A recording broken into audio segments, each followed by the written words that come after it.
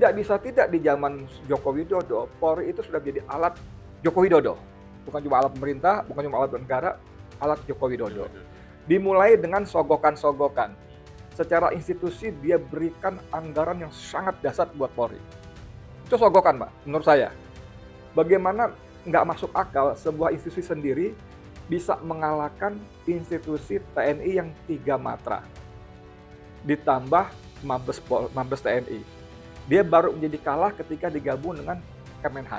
Bagaimana seorang Jokowi menjadikan mantan Kapolres di Solo, menjadi mantan ajudannya tiba-tiba jadi Kapolri, melewati segitu banyak orang. Kan punya kepentingan. Dan pada pemilu 2024 kemarin tidak bisa tidak, bukan kata saya, kata majalah Tempo, bagaimana polisi bekerja untuk kepentingan Jokowi. Orang mengatakan Prabowo itu utang budi kepada Polri, pada Listio Sigit. Iya, itu betul, tapi tidak sepenuhnya betul. Itu betul, tapi tidak sepenuhnya betul. Laporan majalah Tempo itu menyebutkan Polri di bawah Sigit pada 2024 bekerja untuk PSI. Ada 17 kementerian lembaga negara. Ya kan? Dari mulai Polhukam, di situ ada hukum, ya kan? Tapi dari 17 ini saya baca tidak ada yang tugas di Kementerian Dalam Negeri. Padahal di Kementerian Dalam Negeri kan ada juga polisi ini, selain Mendagri kan. Nah, kemudian ada di Sekjen DPD RI, ya kan. Kemudian ada lagi di Menteri Pertanian, ada juga di Menteri Menpan. Ya, itu nggak masuk 17, ya kan. Berarti yang sebutan 17 lembaga negara ini bertentangan dengan putusan MK nomor 114. Yang rame juga menjadi bagian dari program legislasi nasional sekarang santer dibicarakan soal usulan rancangan undang-undang revisi ya tepatnya ya nomenklaturnya revisi undang-undang Kepolisian Republik Indonesia. Sebagaimana kita ketahui dambaan masyarakat terrealisasinya lembaga penegak hukum di antara lembaga penegak hukum yang lain hadirnya sebuah lembaga penegak hukum yang benar-benar bisa menegakkan hukum, merealisasikan keadilan dan kepastian hukum. Seputar persoalan revisi Undang-Undang Polri di antara yang krusial adalah soal kewenangan ya. Soal kewenangan yang harapannya sebetulnya sebagaimana yang ada di berbagai sumber media, Istana berharap bahwa terrealisasi kepolisian Republik Indonesia yang dicintai oleh rakyat ya. Dan kita masih segar dalam ingatan kita kalau kita coba melihat jejak historis dinamika kinerja kepolisian Republik Indonesia yang sangat menyentak itu adalah kasus Sambo. Verdi Sambo itu. Ini tentu sangat terkait dengan persoalan reformasi kepolisian Republik Indonesia yang sekarang ini lagi marak-maraknya dikempenkan ya dan kita melihat bahwa ada respon dalam bentuk reformasi kepolisian Republik yang disiapkan secara internal, tetapi di sisi yang lain Pak Prabowo juga menyampaikan kan soal reformasi kepolisian Republik Indonesia versi apa yang diinginkan oleh Presiden sesuai dengan kewenangan prerogatif atau hak prerogatif Presiden ya sebagai yang membawahi seluruh lembaga tinggi negara termasuk juga Kepolisian Republik Indonesia dengan kewenangan Kepolisian Republik Indonesia yang langsung di bawah Presiden yang berbeda dengan TNI ya. Kalau TNI kan di bawah Kementerian Pertahanan harus dibagi 3 matra.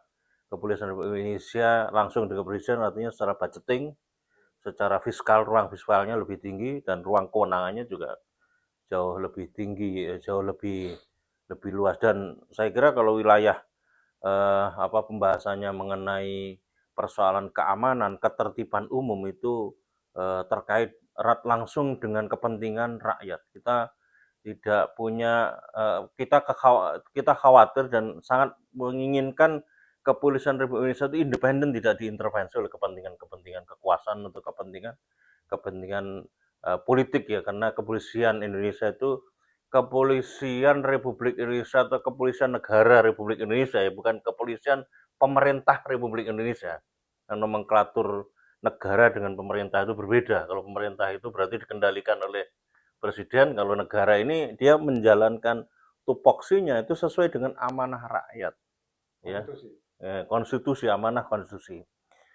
Alhamdulillah ini kita sudah dibersamai oleh 2 orang, dan saya kira Pak Ugro sebagai mantan Wakapolri sangat diharapkan bisa memberikan perspektif kira-kira isu di seputar persoalan revisi Undang-Undang Polri yang krusial itu isu di seputar apa, Pak? Karena ini kan banyak pembahasan mengenai harapan revisi Undang-Undang Polri, misalnya Natalius Wige sebagai Menteri HAM ya, itu menyampaikan soal usulan sipil untuk jabatan non operasional misalnya. Terus kemudian ada juga yang menginginkan polisi Republik Indonesia itu menjadi polisi rakyat. Nah, seperti apa ini? Isu krusial yang terkait dengan persoalan revisi Undang-Undang Polri. Silakan, Pak.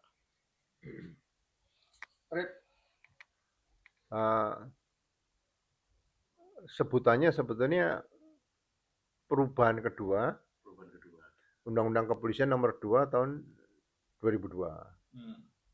Jadi dulu mungkin Undang-Undang Kepolisian kan nomor 13 tahun 1961. Terus dirubah menjadi Undang-Undang Kepolisian nomor 2 tahun 2002. Nah, ini perubahan keduanya menjadi perubahan kedua Undang-Undang Kepolisian nomor 2 tahun 2002. Nah, yang pertama di sini begini. Perubahan itu kan pasti ingin menuju ke yang lebih bagus, lebih baik. Ya, harus. Ya kan? Ya kalau mau ideal lebih sempurna lah. Ya. Jadi saya melihat di sini jangan sampai perubahan Undang-Undang Kepolisian ini menjadi bumerang atau menjadikan kepolisian nanti lebih tidak bagus. Ya kan? Jadi apa yang terjadi sejak Undang-Undang nomor 2 tahun 2002 tadi diundangkan, nah beberapa temuan yang terjadi di masyarakat ini kan harus menjadi temuan yang baik untuk bisa mengadakan revisi undang-undang tersebut. Sebagai contoh begini, pertama fungsi pengawasan. Ya, pengawasan di situ disebut ada pengawasan penyidikan, kemudian di situ ada inspektorat, kemudian ada etika profesi. Ya kan? Nah, sekarang yang dirasakan masyarakat itu fungsi pengawasan ini belum terlalu efektif. Ya kan? Saya dulu mantan kepala divisi Propam tahun 2008. Mabes Polri, ya. Jadi saya melihat fungsi Propam ini harus diberdayakan maksimal. Jadi dulu pernah ada reorganisasi tahun 2009 misalnya, awal itu. Waktu zaman Kapolri masih Pak Bambang Indarso ya. Jadi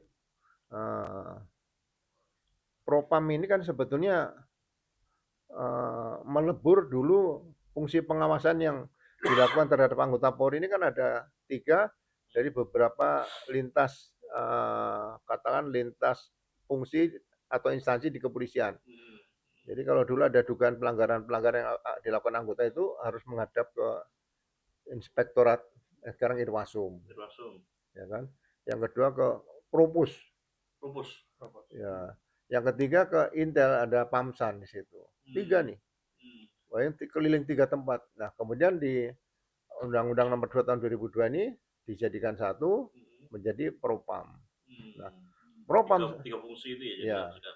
Propam, tapi sekarang ada juga Wasidik.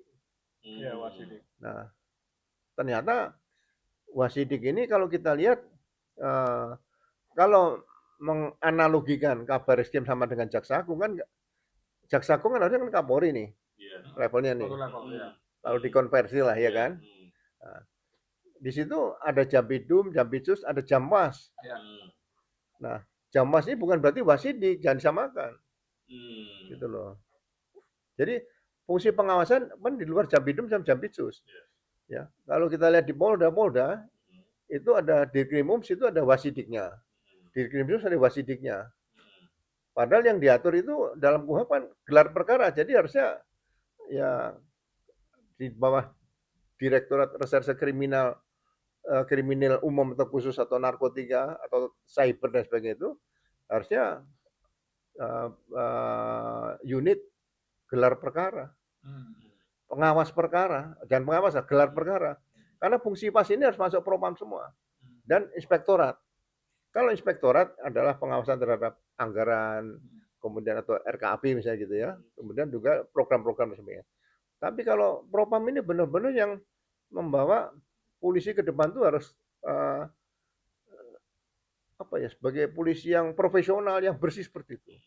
Nah, di rancangan undang-undang ini perubahan kedua ini ditulis ada 3 fungsi tadi. Bagi saya sebenarnya cukup 2 fungsi pengawasan. Satu propam, yang kedua irwasum tadi.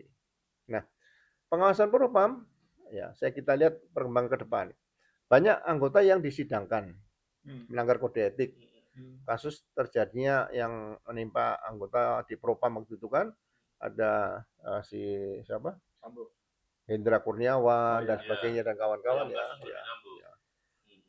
Disidangkan kode etik diputus PTDH. Terus banding. Sebenarnya kode etik itu tidak perlu banding. Kode etik itu juga memutuskan yang terberat adalah seseorang dianggap tidak layak. Nah, untuk menentukan tidak layak atau masih layak ini, itu sebenarnya dibentuk lagi. Ada Dewan Kehormatan Polri atau Dewan Kehormatan Perwira Polri. Nah, Dewan Kehormatan Polri ini yang memutuskan seseorang itu layak atau tidak layak. Kalau nanti oleh Dewan Kehormatan dinyatakan layak, dia kembali lagi masih sebagai anggota Polri. Kalau dinyatakan tidak layak, berarti dia PTDH, pemberian tidak dengan hormat. Nah, siapa anggota Dewan Kehormatan Polri tadi? Ya kan di tingkat pusat itu, 1 Kadipropam, 2 mungkin Irwasum lah situ, 3 Kompolnas, ada situ perwakilan. Ini harus ganjil nih, cuma 9 boleh, 11 boleh. Kemudian dari pakar-pakar lah, akademisi boleh, psikolog gitu boleh. Ya kan? Tapi ini ad hoc mas. Ya, jadi jangan terstruktur si Polri nih, ad hoc nih, udah gitu kan. Nah, dia mutus di situ. Nah, kemudian bagaimana kalau seorang bawahan, seorang anggota ingin melaporkan atasannya? Kalau sekarang ini lapor ke Propam, ya kan? Nanti dibocorkan ke atasnya, ini bawahan ini kena nih. Ini banyak kejadian. Saya juga nangani. Jadi anak buah misalnya ingin melaporkan pimpinannya korupsi misalnya gitu. Ya, dia melapor kepada siapa nih? Ini belum ada mekanisme yang bagus menjaga kerahasiaan. Katakan dia whistleblower atau gimana ya kan? Belum ada. Nah, makanya saya berharap di perubahan kedua ini peran Kompolnas harus ditingkatkan. Saya lihat peran Kompolnas diberikan beban tugas cukup banyak. Nah, Kompolnas itu sebagai pengawas eksternal yang paling dekat dengan kita diberikan salah satu tugas itu menerima komplain dari anggota Polri. Gitu loh. Nah, Kompolnas ini menerima komplain yang melaporkan anggota Polri tadi dirahasiakan namanya, jangan sampai bocor. Kalau sampai bocor berarti Kompolnas yang bocorkan. Gitu loh. Nah, setelah Kompolnas menerima informasi yang digali dari pelapornya anggota Polri tadi, kemudian Kompolnas bisa berkoordinasi dengan Propam. Gitu loh. Tapi tidak menyebutkan sumber laporan, peristiwanya. Nah, dibuktikan. Nah, kalau memang cukup bukti, seseorang yang dilaporkan tadi tidak perlu diperiksa kode etik. Ya kan? Cukup langsung dihadirkan di sidang Dewan Kehormatan Polri tadi, kemudian dia mempertanggungjawabkan semua pertanyaan-pertanyaan itu berdasarkan tuntutan yang dilakukan oleh Propam. Gitu loh. Jadi yang menuntut nanti Propam, bukan Kompolnas, tapi Kompolnas yang menjaga kerahasiaan tadi. Kan? Nah, kenapa ini harus terlaksana seperti itu? Sehingga mekanisme kadang-kadang kalau anggota berbeda pendapat dan sebagainya tidak disalahkan. Seperti contoh misalnya saya dulu. Kalau saya tidak sependapat dengan pimpinan saya, ya kan? Sebenarnya saya ini diperiksa oleh Dewan Kehormatan. Saya ini benar atau enggak? Tapi kan belum ada Dewan Kehormatan. Tapi jangan diperiksa Propam. Nanti dicari-cari kesalahannya. Ya kan? Tidak melaksanakan pengawasan secara sadar dan bertanggung jawab pada Wakapolda. Mana ada Kapolda melaksanakan pengawasan secara sadar dan bertanggung jawab pada Wakapolda, nggak ada aturannya. Tapi dicari-cari, ya kan seperti itu. Nah ini kan nggak bagus nih. Nah makanya Propam kenapa saya usulkan supaya jadi bintang 3 dan dia pengawas, baik pengawas umum, ya kan, dan pengawasan dalam bidang profesi di penyidikan. Pengawas umum itu di luar penyidikan karena penyidikannya membutuhkan kekhususan gitu loh. Nah, pengawas umum ini sebenarnya kalau kita ingat polisi tahun 60-an, 68, 67, Itu dulu belum ada propos. Hmm. Namanya P2U, Apa itu? Polisi Pengawas Umum. Oh. Dulu helmnya putih sama kayak propos nih. Ditulisi P2U. Oh, itu polisi kalau lihat P2U udah takut karena polisi pengawas umum. Ya kan? Makanya saya katakan, nah, Propam tadi yang pengawasan penyidikan dimasuk bagian dari kepropaman. Nah, kemudian bagaimana propam ke depan nanti diatur dengan peraturan pemerintah atau peraturan kepolisian atau peraturan Kapolri, ya kan? Propam ini jabat bintang 3. Anggota Propam Mabes Polri itu paling rendah pangkatnya AKBP yang sudah Sespim, sudah pernah Kapolres. Dan dia bisa naik pangkat di situ jabatan fungsional. Sebagai penuntut kalau ada dugaan pelanggaran etika pimpinan dan sebagainya di situ. Jadi anggota yang bertugas di Propam dari AKBP tadi bisa mencapai pangkat bintang 2 di Propam. Jangan cepat-cepat pindah. Karena nanti ada benturan pada saat tugas di daerah, ketemu Kapolda yang pernah dia periksa nanti. Nah, itu masalah. Tapi kalau di Propam dia bertugas sampai bintang 2 dengan jabatan fungsional, setelah bintang 2, ya jabatan fungsional ya, dia bisa menjadi Kapolda tadi. Sehingga Kapolda itu rata-rata sebagian besar adalah ex Propam. Nah, itu akan menjadi fungsi yang sangat ideal di kepolisian. Jadi sekali lagi fungsi pengawasan kalau saya lihat di perubahan undang-undang kepolisian ini disebut ada 3. Yang pertama adalah pengawasan penyidikan, kedua masalah inspektorat atau irwasum, yang ketiga adalah etika profesi Propam. Jadi cukup 2 saja, irwasum dan Propam. Itu yang pertama. Yang kedua berkaitan dengan masalah usia nih. Ini yang menarik, usia nih banyak ditanyakan, ya kan? Saya setelah mempelajari perubahan kedua ini, rancangan ini, perubahan undang-undang kepolisian ini, kenapa sih itu disebutkan dalam usia tadi ada kelompok Tamtama Bintara. Loh, sebutan Tamtama Bintara ini apakah itu sama dengan TNI ini? TNI, ya. Ya kan? Jadi kelompok kepangkatan loh. Di Polri ini kan harusnya ada Bayangkara, kemudian di atasnya brigadir, kemudian perwira. Ya kan? Perwira ini bisa perwira pertama, menengah, dan perwira tinggi. Ya itu saja. Ada 5 kelompok. Jangan dikelompokkan gini di perubahan undang-undang ini. Rancangan perubahan undang-undang ini. Tamtama, Bintara, perwira sampai dengan kombes. Ya kan? Kemudian ada bintang 1, bintang 2, bintang 3, bintang 4. Jenjangnya seperti TNI, Bang. Ya, sama nggak ada masalah. Cuma pengelompokannya kok perwiranya sampai dengan kombes, dari Ibda sampai kombes nih. Ibda, Ibtu, AKP, AKBP, kombes 5 nih. Nah, patinya dipisah, bintang 1, bintang 2, bintang 3, bintang 4. Nah, kenapa yang aneh di situ bagi saya begini.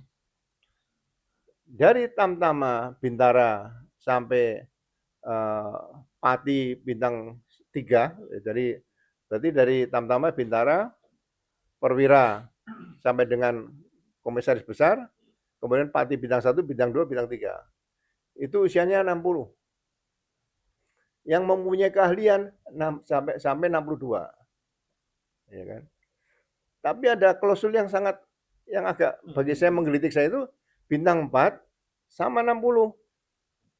Tapi bisa mencapai 63 atas kebutuhan presiden, bukan kebutuhan negara loh. Ya kan? Nah, ini ada apa seperti ini? Seharusnya yang usianya bisa melebihi 60 itu adalah jabatan-jabatan fungsional atau ahli. Ya kan? Makanya saya katakan, saya ambil referensi misalnya Hakim Mahkamah Konstitusi. Itu usianya 70. Tapi kan itu fungsional, Hakim Mahkamah Konstitusi kan nggak patroli, nggak menyidik lagi, hanya memeriksa berkas di situ kan, Nah, kemudian kalau penasihat ahli Kapolri kita lihat, masih ada Pak Arianto, Jenderal Arianto, Jenderal Ito Sumardi, kan usianya di atas 70. Ya kan? 75 ya, Arianto malah. Iya. Ya, Pak Arianto. 3 semua, 3 sama 2, Pak Arianto bintang 2. Ya. Bekas Kapolda. Ya, seharusnya kalau masih dibutuhkan tenaga di Polri, jangan buru-buru pensiun, tapi jabatan fungsional. Ya kan? Jadi fasilitasnya juga masih menggunakan fasilitas dinas. Ya kan? Seperti Pak Krisnanda, kan orangnya pinter nih. bisa diperpanjang jabatan fungsional, nggak usah pensiun, seperti itu. Nah, justru yang sekarang perlu kita berikan perhatian itu adalah piramida segitiga jabatan struktural di Polri itu, tetap Kapolri itu masuk di situ. Bintang 4 itu satu, nggak boleh lagi ada bintang 4 di luar Polri. Di luar Kapolri. Di luar Kapolri ya, ya betul di luar Kapolri. Ya kan kalau pensiunan di luar Kapolri bintang 4 itu ya sayang piramida kepangkatan ini berarti dilanggar. Gitu loh.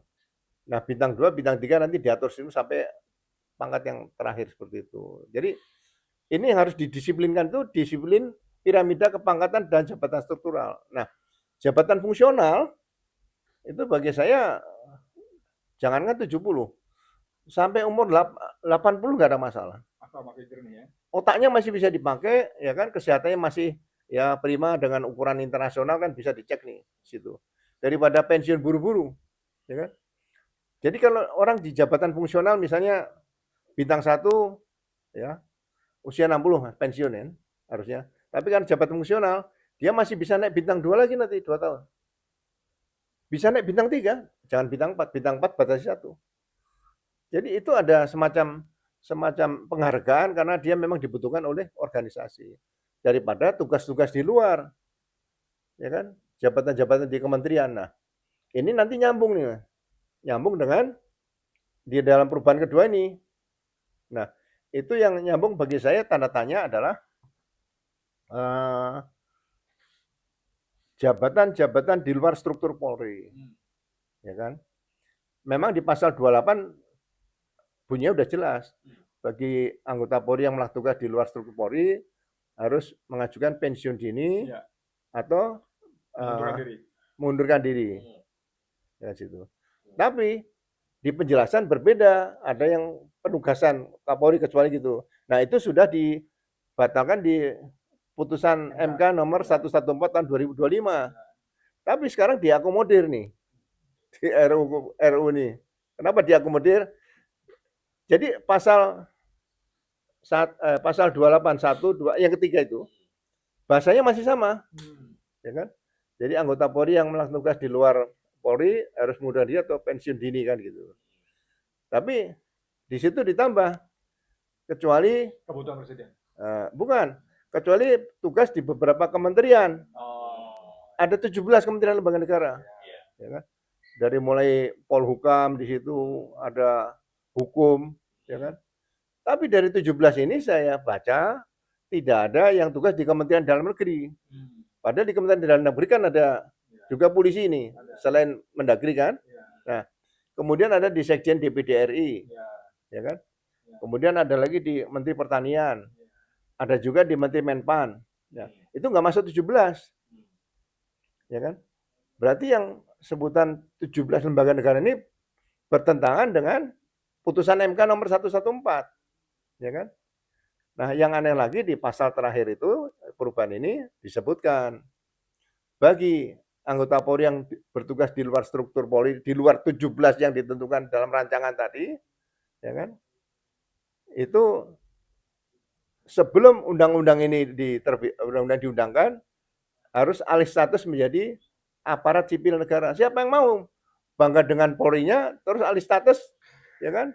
Dan tidak masuk kelompok 17. Tapi bagi saya 17 lembaga itu bertentangan dengan putusan MK.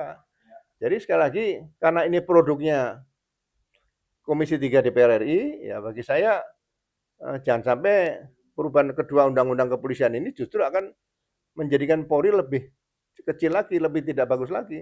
Ya kebanggaan kita yang sebagai senior-senior pernah bertugas di Polri ini membaca rancangan perubahan kedua undang-undang kepolisian nomor 2 tahun 2002 ini, ya saya katakan ya saya sebagai seorang Purnawirawan Polri merasa kecewa kok anggota DPR kok tidak bisa melihat Polri secara utuh, kok tidak ada yang ingin membesarkan Polri ini supaya benar-benar lembaga yang independen dicintai rakyatnya, ya kan? Ngapain harus tugas di luar? Kalau jabatan fungsional tadi, Mas, ya kan? Bisa sampai bintang 3, ya kan? Dengan fasilitas gaji, kemudian tunjangan jabatan, tunjangan kinerja, tunjangan lain-lain dan sebagainya sudah cukup tinggi. Ya, kenapa harus pergi ke luar Polri? Ya kan? Kalau ingin cari pangkat di dalam Polri masih cukup banyak yang bisa diisi. Ruang perannya aja yang berlebar. Iya, dan tidak ada lagi nanti jabatan ke depan tuh analis kebijakan anjak tuh nggak ada. Yang analis kebijakan dulu tuh seperti penyakit yang perlu disembuhkan, Mas. Nggak bisa itu. Nah, ini kalau jabatan fungsional diperbanyak, ya kan? Misalnya jabatan dia sebagai apa? Koordinator pengawasan di bidang koordinator penyidikan tidak pidana nih. Ya kan? Koordinator penyidikan tidak pidana kan bisa dijabat bintang 1, bintang 2, bintang 3 di Bareskrim. Tapi bukan Wasidik. Wasidik sudah diserahkan ke Propam. Nah, Propam itu nanti ahli-ahlinya atau jabatan fungsional juga banyak di situ. Jadi ya mari duduk bersama dulu, jangan dipaksakan bahwa usia 60 ya kan. Kemudian hanya Kapolri yang bisa sampai 63. Loh, sesuai kebutuhan presiden. Kenapa nggak ditulis sesuai kebutuhan negara? Itu secara substansi, secara material ada. Ada. Jadi kalau misalnya dalam revisi ada. Nah, jadi kalau memang kita konsekuen, anggota Polri dari mulai Bayangkara 2 sampai pangkat jenderal itu dalam jabatan struktural itu 60. Nah, ini nanti pengaruhnya juga seperti pendidikan nih, Mas. Ini pendidikan ini juga diatur. Jadi rancangan undang-undang ini harusnya mengatur yang pertama kelompok pangkat. Kelompok pangkat di Polri ada berapa? Ya, saya katakan ada Bayangkara, Brigadir, Perwira Pertama, Perwira Menengah, Perwira Tinggi. 5 aja. Jadi jangan dibagi Tamtama, Bintara, Perwira sampai dengan Kombes, bintang 1, bintang 2, bintang 3, bintang 7. Maksudnya 7 bukan bintang 7. Sampai bintang 4 itu ada 7 kelompok. Gitu loh. Ini yang mungkin perlu diperhatikan. Terus pendidikan, Mas. Justru pendidikan tidak diakomodir di sini. Kenapa? Ya, bagi saya anggota Polri, calon-calon anggota Polri ini kan sudah lulus pendidikan menengah, Mas. Ya kan, SMA. Nah, kalau kita undang-undang Sisdiknas, sebetulnya sekolah polisi negara yang ada di Polda itu sebetulnya bukan siswa, mahasiswa. Gitu loh. Tapi ini masih debat, jadi biasalah kalau ada perubahan itu pasti ada pro dan kontra ya. Nah, saya mikir, kalau gitu kalau pendidikan brigadir polisi ini kan cukup berat. Disiapkan jadi penyidik pembantu, penyelidik, ya kan? Kemudian jadi apalagi misalnya tugas-tugas yang bidang hukumnya memeriksa misalnya gitu. Atas perintah penyidik kan bisa melakukan. Nah, seharusnya sejak reformasi tadi pendidikan brigadir ini minimal 3 tahun. Sekarang 6 bulan. 7 bulan. Nah, kenapa 3 tahun? Ya kan? Karena setelah 3 tahun berarti dia masuk polisi umur 18. Ya kan? Umur 21 dia bribda. Ya kan? Umur 25 dia bribtu. Terus umur 29 dia brigadir. Umur 33 dia brigadir kepala.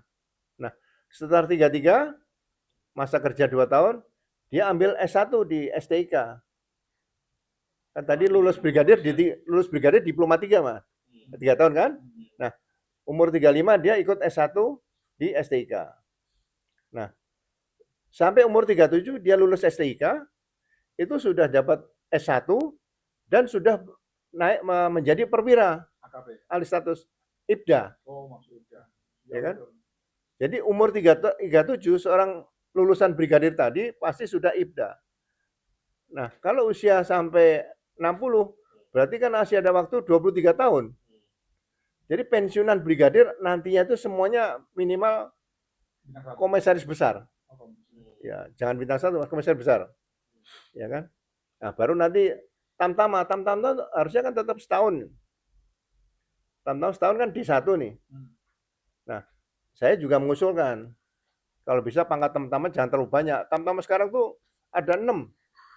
Barada, Baratu, Baraka. Kopda, Koptu, Kopka. Udah. Tamtama. 6 kalau kali 3 tahun 18 tahun jadi tamtama. Nah, bagi saya tamtama juga Barada, Baratu, Kopda, Koptu ya. Jadi 4. 4 kali 3 12 tahun. Ya kan? Jadi dia pendidikan umur 18 itu D1 umur 19 sudah jadi polisi, Mas. Ya kan? 19 tambah 4 kali 3 12 berarti umur 31. 31 dia ambil sekolah brigadir 2 tahun. Jadi umur 33 dia udah bribda. Nah, bribda nanti berarti tinggal tambah sampai berapa tadi? Sampai bribda terus dia naik sampai brigadir kepala ikut STIK. Jadi dia nanti pensiun tamtama polisi itu begitu pensiun adalah AKBP. Hitungan saya situ. Nah, ini harusnya diatur nih. Dan pendidikan di polisi itu nanti setelah lulus pendidikan pembentukan tidak perlu seleksi lagi. Jadi tidak ada lagi nanti pensiunan yang brigadir itu masih pangkatnya IPDA, IPTU, AKP, enggak ada. Semuanya pasti kombes. Seperti itu. Nah, itu perlu dirumuskan dalam RUU ini bagaimana ngaturnya sebagai undang-undang sebagai dasarnya, nanti induknya bagaimana pelaksanaan seperti itu. Jadi hal-hal seperti ini bagi saya ya makanya saya senang bicara seperti ini karena saya tetap cinta Polri bagaimana undang-undang itu bisa berlaku secara umum. Tidak khusus pangkat itu hanya bintang 4 bisa diperpanjang 3 tahun, ini kan aneh nih angka 3 dengan angka ahlinya 2 tahun. Jadi apakah jabatan bintang 4 itu lebih tinggi daripada ahli? Harusnya ahli ini bisa dijabat oleh bintang 3 ke bawah seperti itu. Atau jabatan fungsional bisa dijabat oleh bintang 3 ke bawah seperti itu. Ya. Itu saja, Mas. Ya, sampai ke umur dulu Pak ya. Nanti dilanjutkan.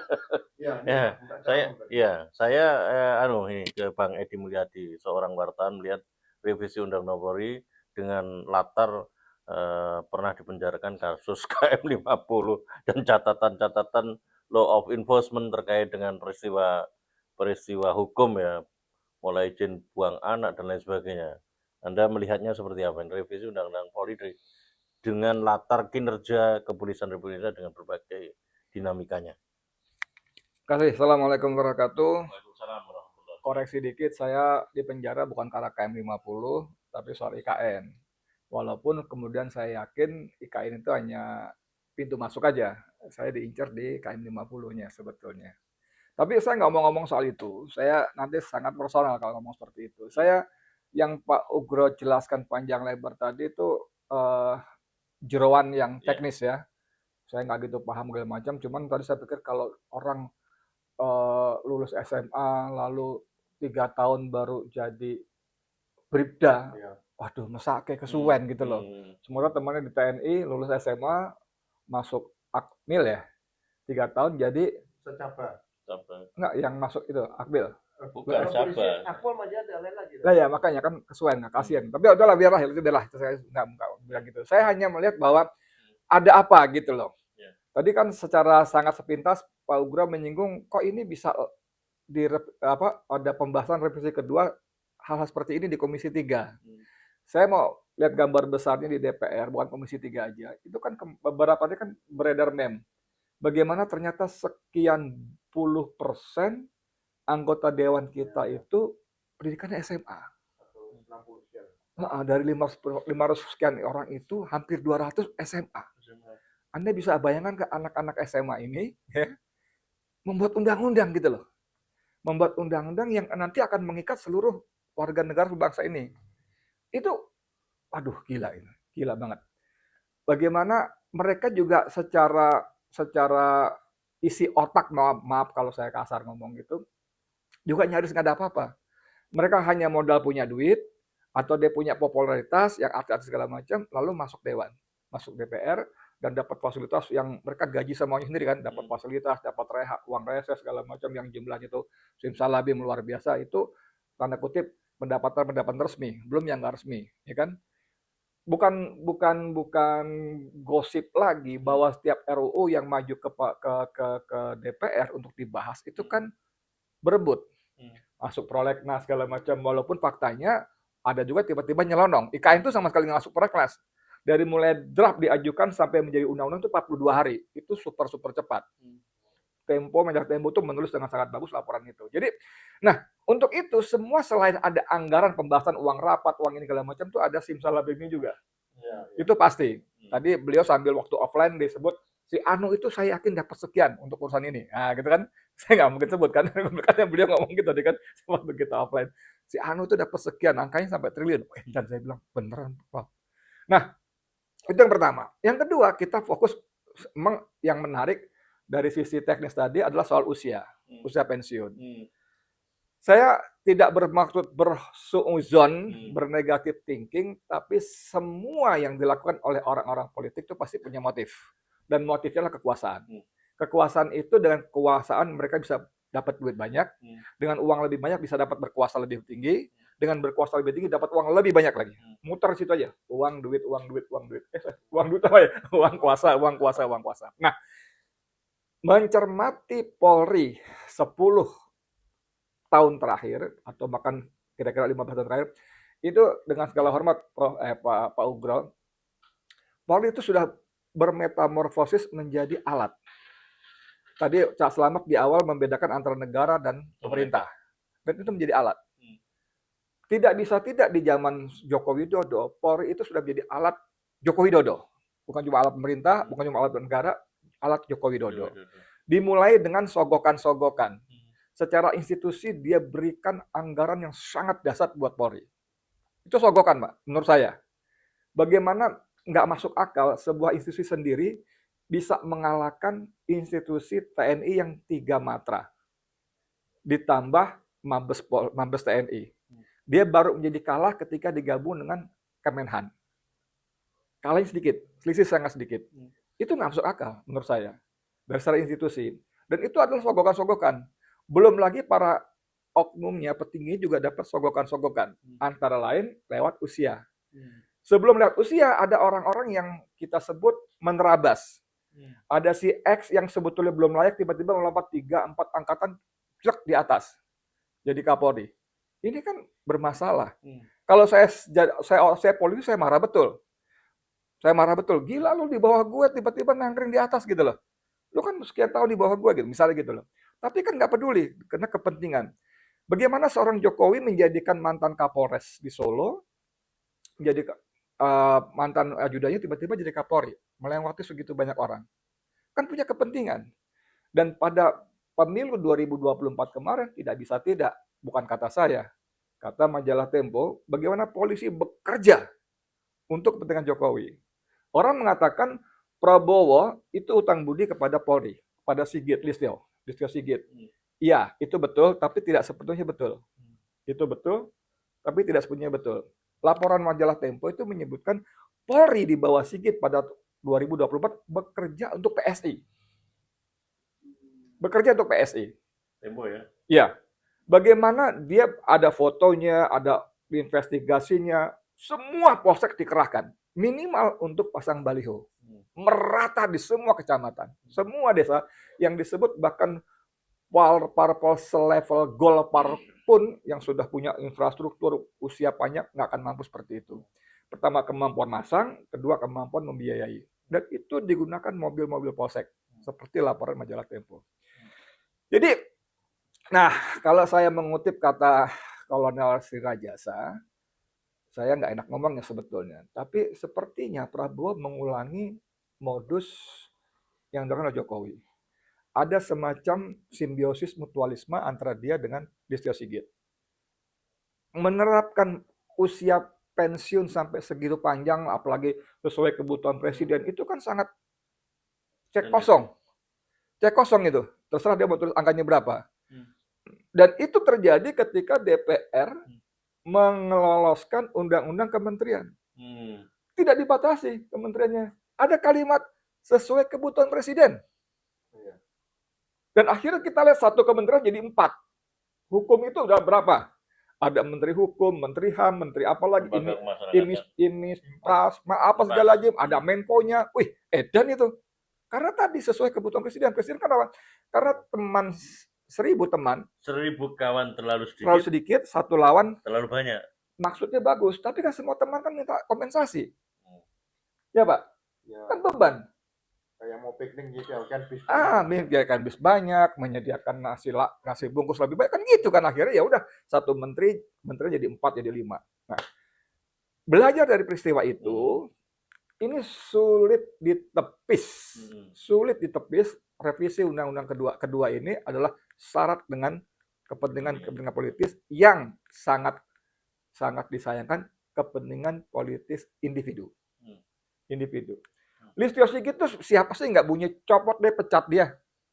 Tukang cilok aja barangkali ngomong seperti itu loh, apalagi kita aktivis.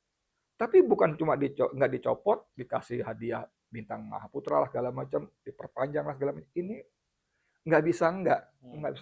Pasti ada kepentingan politis. Nah, di sini persoalannya. Saya nggak tahu kita bisa apa.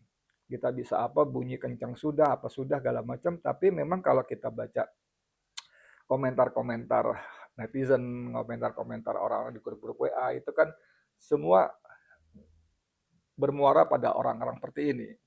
Kasus ijazah Joko Widodo misalnya, itu dia bilang mau akrobat seperti apa, mau hebatnya Refli Harun, Ahmad Qasim segala macam itu sepanjang Kapolri masih Listio Sigit tanpa bermaksud mendahului takdir itu nyaris nol. Karena memang dia tegak lurus ke perintah Jokowi. Cuman karena dia sampai sekarang belum bisa full melaksanakan, memang ada sebab-sebab lain yang sulit dia terabas begitu aja. Nah, saya nggak tahu orang-orang seperti Pak Ugro ini kan rajin bunyi, nulis barangkali, tapi bunyi-bunyi podcast ini kan banyak memberikan pencerahan-pencerahan. Yang saya sebetulnya tidak ingin mengatakan useless, tidak, itu bagus pencerahan. Cuman ketika itu harus sampai ke telinga orang-orang yang mengambil keputusan, apa mereka mau mengambil keputusan, loh, gue dengan begini gue bisa lebih enak kok, lebih panjang kekuasaan gue. Tadi kan beliau waktu offline kan dia ngobrol bagaimana saat Kapolda di sebuah daerah, dia berusaha menegakkan aturan, bahkan hanya sekadar bertanya pun dia mendapat teror. Saya sampai bilang, Kapolda loh, diteror loh. Tanda kutip sama anak buahnya gitu kan. Aneh-aneh gitu loh. Nah, apalagi kita gitu loh. Cuman akhirnya gini, saya suka beliau mengatakan, walaupun apapun, bagaimanapun, kita punya Allah. Ya, punya Allah yang kata orang Jawa, boten sare. Boten sare. Ini penting sekali karena tugas kita memang melakukan. Just do it, nanti biar Allah yang tentukan. Gitu, makasih. Ya, Pak Ugro. Tadi kan Pak Ugro sampaikan itu kan pendekatan struktural terkait dengan struktural ya. Kalau saya melihatnya kan struktural karena pendekatannya melalui revisi Undang-Undang Polri. Nah, daftar inventarisir persoalan yang terkait dengan kinerja kepolisian Republik Indonesia sebagian tadi disebut oleh Bang Edi Mulyadi, problem sentral terkait dengan kepemimpinan yang luar biasa ya kalau kita melihat itu, karena itu menjadi pertanyaan dan kegelisahan publik ya. Sekian tahun memimpin itu kan dengan berbagai legacy yang masyarakat saya kira juga sudah melihat semuanya. Seberapa itu gayung bersambut dengan pembenahan secara kultural, mentalitas kepolisian Republik Indonesia. Itu kan pendekatan strukturalnya kan sudah disampaikan tadi, soal pengawasan, lembaga pengawasan, soal usia, soal peran lebih di internal kepolisian Indonesia supaya bisa mengakomodasi tidak haruslah keluar dari kepolisian Republik Indonesia sehingga tetap bisa solid memenuhi ruang-ruang peran yang ada di internal kepolisian Republik Indonesia. Cuman pertanyaan krusialnya itu soal mentality ini loh Pak. Mental. Kita akan masih melihat soal misalnya bagaimana kes-kes terkait dengan keterlibatan kepolisian Republik Indonesia pada persoalan-persoalan misalnya illegal mining. Kemarin siapa namanya? Seorang Ismail Bolong, bahkan Pak Sambo kan nyampaikan kan, Pak Sambo itu kan bintang 2 ya. Kalau ada persoalan di kepolisian di bintang 2 itu artinya di atasnya itu punya problem dia. Problem di atasnya ini kan soal mentality yang tidak sederhana, yang menjadi concern Salah satunya saya kira soal reformasi yang diimplementasikan melalui revisi Undang-Undang Polri. Dan pertanyaan keduanya juga sinkronisasi antara maksud substansi dari reformasi Polri yang kemarin disampaikan oleh Pak Prabowo dengan reformasi kepolisian secara internal itu di mana kesesuaiannya, sinkronisasinya di mana, Pak?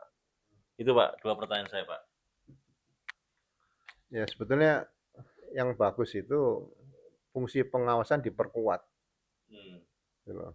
Jadi saya katakan tadi kan salah satu dalam revisi perubahan kedua tadi Undang-Undang Kepolisian tadi kan fungsi pengawasan itu kan oleh cukup oleh Propam dan Irwasum, ya kan, masalah etika profesi dan inspektorat. Nah, tidak perlu ada pengawasan penyidikan. Tapi pengawasan yang dilakukan oleh Bareskrim misalnya atau reserse, pengawasan penyidikan masuk bagian Propam. Nah, sehingga jelas itu. Jadi contoh gini, saya kan pernah waktu sebagai kepala lembaga pendidikan kabar, kan kita ngadakan studi ke Amerika.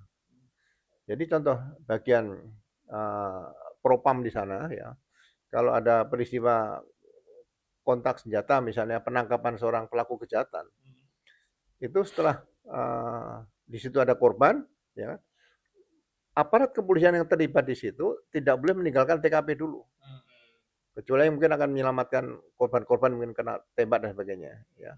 Kemudian Propam langsung turun, Propam secara utuh akan turun, akan meminta senjata-senjata dulu dari masing-masing tadi untuk dilakukan olah TKP langsung bagaimana proses profesionalisme anggota Polri dalam penanganan kasus tersebut.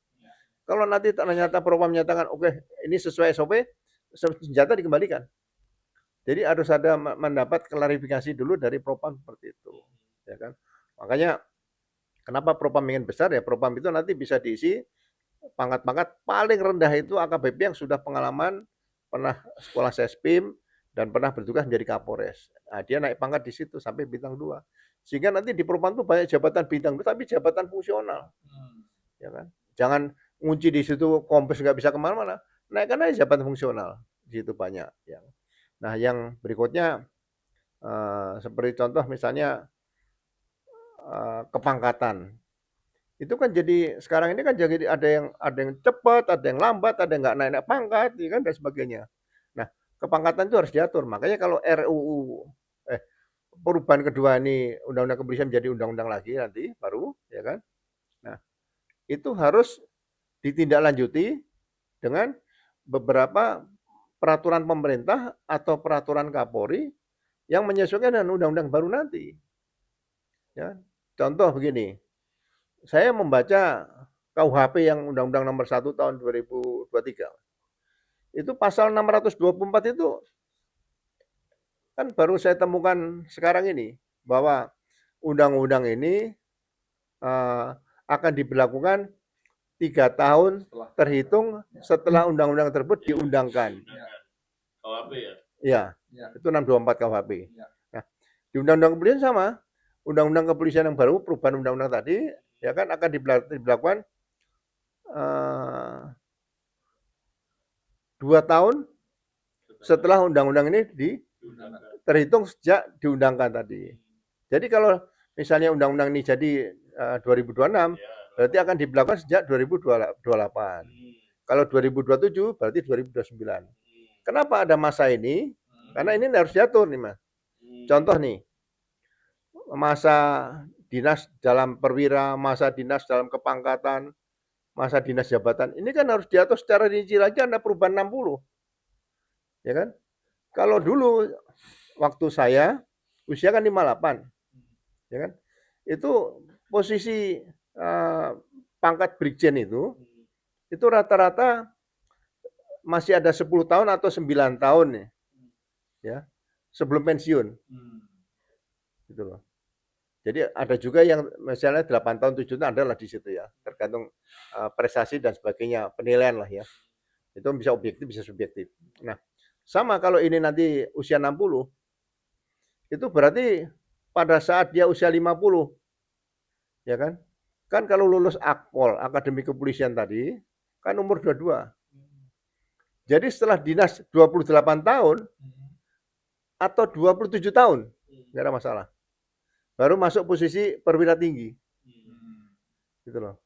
Jadi menggunakan pangkat perwira tinggi itu jangan sampai terlalu lama, ya kan? Kenapa saya katakan 27 masuk atau 28 tahun setelah dinas tadi baru masuk jajaran perwira tinggi? Ini kalau nggak diatur secara benar, ya nanti begini mas.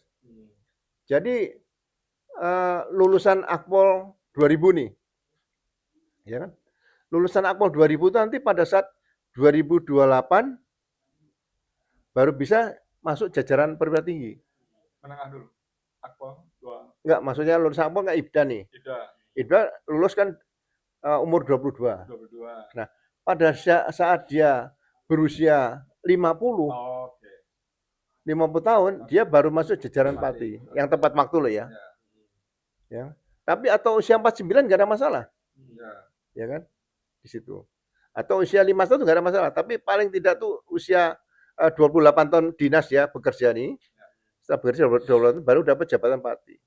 Nah, jadi kalau misalnya lulusan Akpol tadi 2010 kan berarti 2038 nih. Baru bisa masuk Pati nih. Nah, kalau lulusan Akpol 2011 itu 2039 baru bisa jadi jenderal. Gitu loh. Ini harus diatur secara rigid pakai peraturan-peraturan Kapolri atau peraturan kepolisian yang berdasarkan undang-undang. Kalau ini nggak diatur, nanti ada yang masih, ya mohon maaf, mungkin ada yang masih baru dinas 10 tahun, ya kan? Tahu udah jadi pamen, baru usia 15 tahun udah jadi jenderal. Ini menimbulkan situasi yang tidak harmonis nanti dalam hubungan antara adik dan kakak atau senior dalam kepangkatan dalam tugas-tugas kepolisian, TNI mungkin juga sama. Jadi makanya kita sarankan kalau bisa nanti dalam perubahan undang-undang ini dicantumkan di pasal terakhir seperti KUHP tadi. Ini bagi saya hal yang bagus yang kira-kira mempersiapkan bagaimana undang-undang ini nanti dilaksanakan secara baik dan benar seperti itu.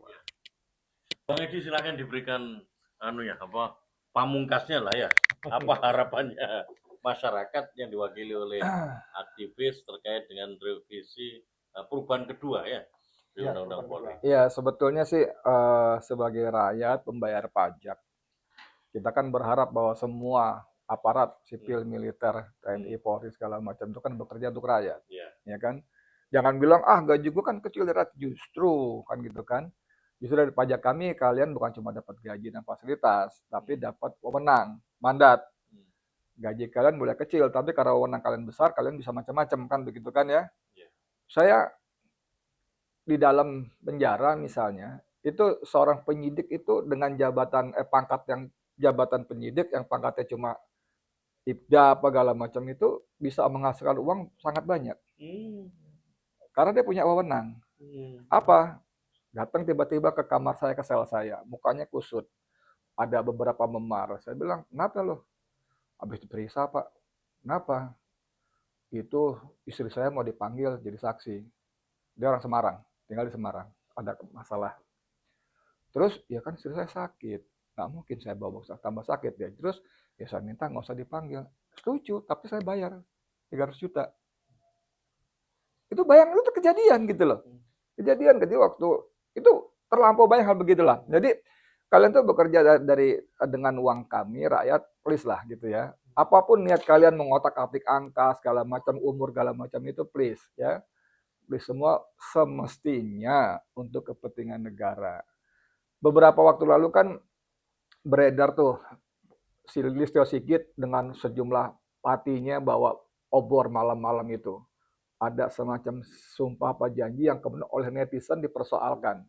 Dia setianya kepada institusi Polri. Disebut dipersoalkan, mungkin masih ingat nggak? Ya. Itu video agak panjang tuh 5 menitan. Saya nggak gitu paham itu. Tadinya saya berpendapat itu bentuk kebanggaan kepada korpsnya, pada institusinya. Tapi ketika netizen bilang, kok kepada Polri, kok bukan kepada negara, segala macam. Ini kan rawan. Bahwa kalau saya jadi presiden, saya bisa menggunakan Listio Sigit atau Kapolri-nya, lalu saya perintahkan Polri-nya, institusi untuk melayani saya. Tapi kalau misalnya untuk kepentingan negara, secara teori, ketika saya presiden mengusulkan ini itu, maaf Pak Presiden, yang Bapak perintahkan melanggar kepentingan negara. Sumpah jabatan saya, demi Allah saya akan melakukan bla bla bla begitu.